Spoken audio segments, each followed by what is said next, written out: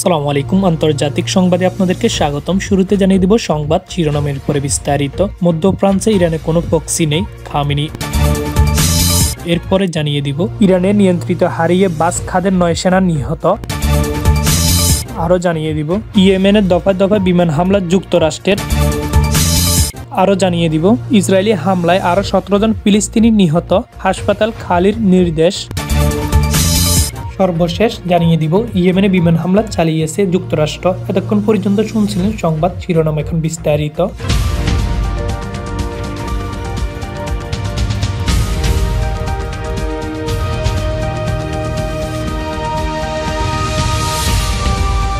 ইরানের সর্বোচ্চ নেতা আয়াতুল্লাহ আলী খামেনি বলেছে, মধ্য ফ্রান্সে ইরানের কোনো প্রক্সি নেই। মূলত সিরিয়া বাশার আল আসাদের পতনের পর ইরান মধ্য ফ্রান্স তার প্রক্সি হয়েছে। বিভিন্ন নেতাদের এমন বক্তব্যের প্রতিক্রিয়া তিনি এই মন্তব্য করেছেন। ইরানের রাষ্ট্র পরিচালিত সংবাদ সংস্থা ইরানের প্রতিবেদন থেকে এই তথ্য জানানো গেছে। ইরানের সর্বোচ্চ নেতা প্রক্সি না থাকার বিষয়টি অস্বীকার করলেও বিশ্বজুড়ে এমনকি খোদ ইরান যুক্তরাষ্ট্র ইসরায়েলের বিরুদ্ধে নিজেদের নেতৃত্ব প্রতিরোধ অক্ষের কথা স্বীকার করে থাকে। এই অক্ষটি ইরান, সিরিয়া, লেবানন, হিজবুল্লাহ, ফিলিস্তিনে হামাস এবং ইয়েমেনে হুতির বিরুদ্ধে অন্যান্য কিছু গোষ্ঠীর সমন্বয়ে গঠিত। এই জোটের মূল লক্ষ্য হল নিজেদের অঞ্চলে পশ্চিমা হস্তক্ষেপ এবং ইসরায়েলের আগ্রাসনের মোকাবেলা করা। এটি ইরানের নেতৃত্বে পরিচালিত এবং সামরিক ও ইরানের ইসলামী বিপ্লবের নীতিমালা দ্বারা অনুপ্রাণিত। আজ রোববার ইসলাম ধর্মের নবী হযরত মুহাম্মদ সাল্লাল্লাহু আলাইহি ওয়াসাল্লামের কন্যা হযরত ফাতিমা রাদিয়াল্লাহু তাআলা আনহা জন্মবার্ষিকী একটি দলের সঙ্গে সাক্ষাতের সময় আয়াতুল্লাহ আলী খামেনি এই কথা বলেন। সিরিয়া পরিস্থিতি নিয়ে কথা বলতে গিয়ে সর্বোচ্চ নেতা চলমান চ্যালেঞ্জ সত্ত্বেও দেশের একটি শক্তিশালী সম্মানজনক আন্দোলন অভিভূত হওয়ার বিষয়ে আশাবাদ প্রকাশ করেছেন। ইরান ও সিরিয়া সম্পর্কে ইতিহাস মূলত 1980 সালের ইসলামী বিপ্লবের পর শুরু হয়। সিরিয়া বাশার আল আসাদের পিতা হাফিজ আল আসাদের শাসনের সময় ইরানের সঙ্গে আঞ্চলিক সহযোগিতা গড়ে তুলে দামেস্ক। বিশেষ করে ইরান ও ইরাকের যুদ্ধের সময় 2000 সালে বাশার আল আসাদের প্রেসিডেন্ট হওয়ার পর সিরিয়া ইরানকে তার মূল কৌশলগত সহযোগিতা হিসেবে ধরে রাখে।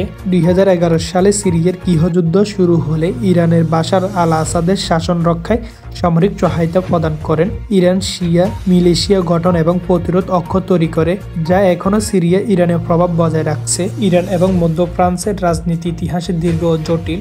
1979 সালে ইসলামী বিপ্লবের পর ইরান একটি ধর্মীয় শাসন ব্যবস্থা গ্রহণ করে এবং এক পর্যায়ে বর্তমানে সর্বোচ্চ নেতা আয়াতুল্লাহ আলী খামেনি ক্ষমতায় আসেন। বিপ্লবের মাধ্যমে ইরানের রাজতন্ত্রের পরিবর্তনে ইসলামী প্রজাতন্ত্র প্রতিষ্ঠা করে এবং পশ্চিমা শক্তির প্রভাব বিশেষ করে মার্কিন যুক্তরাষ্ট্রের বিরুদ্ধে দাঁড়িয়ে যায়। এদিকে ইরান ও ইসরায়েলের সম্পর্ক 1980 সালে ইসলামী বিপ্লবের পর চরম অবনতি ঘটে। ইরান ও ইসরায়েলকে অবৈধ রাষ্ট্র হিসেবে মেনে নেয়নি এবং ফিলিস্তিনিদের সমর্থন দিয়ে শুরু করে। ইরান পারমাণবিক কর্মসূচি শুরু করলে ইসরায়েলে উদ্বিগ্ন হয়ে উঠে, কারণ তারা মনে করে ইরান পারমাণবিক অস্ত্র তৈরি করতে পারে। ইরান ইসরায়েলের বিরোধী গোষ্ঠী যেমন হিজবুল্লাহ, হামাস এবং হুতি বিদ্রোহীদের সমর্থন দিয়ে তার আঞ্চলিক প্রভাব বিস্তার করে।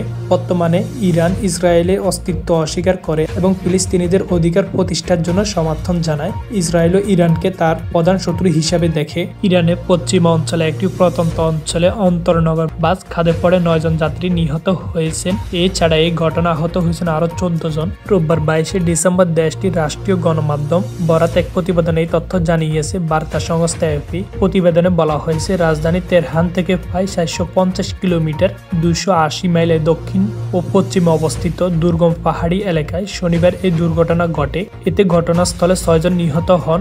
গুরুতর আহত অবস্থায় 17 জনকে স্থানীয় হাসপাতালে নিয়ে গেলে সেখানে আরো 3 জন মারা যান। সরকারি বার্তা সংস্থা IRNA জানিয়েছে, যাত্রীরা সেনাবাহিনীর সদস্য ছিলেন। তারা দেশের দক্ষিণ অঞ্চল থেকে পশ্চিমের দিকে যাচ্ছিলেন। বাসটিতে 27 জন যাত্রী ছিল।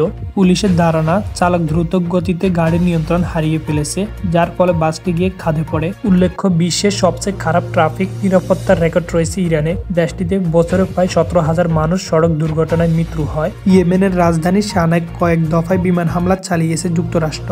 দেশটির ক্ষেপণাস্ত্র সংরক্ষণাগার এবং হুতি বিদ্রোহীদের সামরিক স্থাপনা লক্ষ্য করে এই হামলা চালানো হয়। ইসরায়েলের রাজধানী তেল আবিব লক্ষ্য করে হুতি ক্ষেপণাস্ত্র হামলার একদিন পর জবাব দিল মিত্র দেশ যুক্তরাষ্ট্র।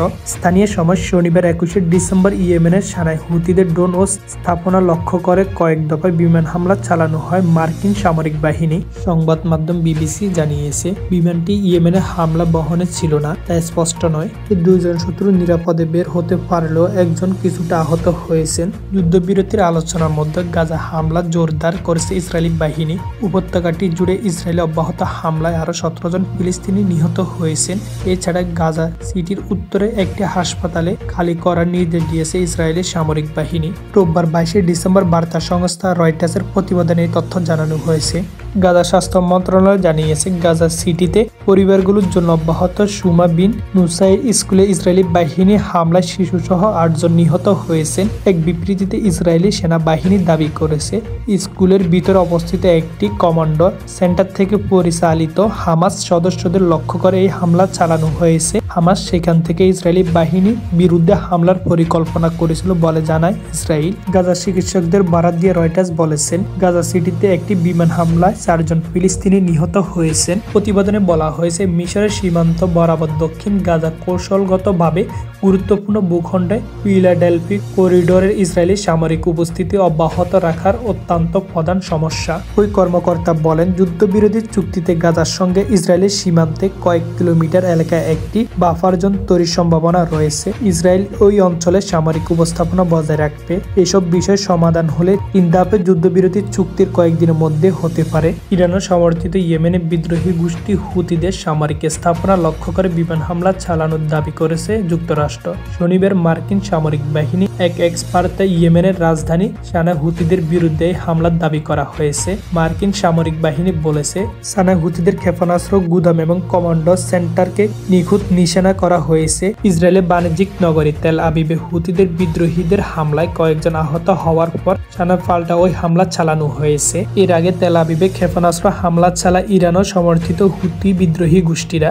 এই হামলা অন্তত 16 জন আহত হয়েছেন। এই নিয়ে তেল আবিবে গত 2 দিনে 2 দফা হামলা চালানো হয়েছে হুতিরা। গাজা উপত্যকা গত 7 অক্টোবর ইসরায়েলি বাহিনী হামলার জবাবে ফিলিস্তিনের প্রতি সহিংসতা জানিয়ে নভেম্বর থেকে লোহিত সাগর এবং এডেন উপমহাসাগরে চলাকালীন বাণিজ্যিক জাহাজগুলোতে হামলা চালিয়েছে হুতি বিদ্রোহীরা। প্রথম দিকে ইসরায়েলের সঙ্গে সম্পর্কিত জাহাজগুলোতে হামলা চালানো হয়।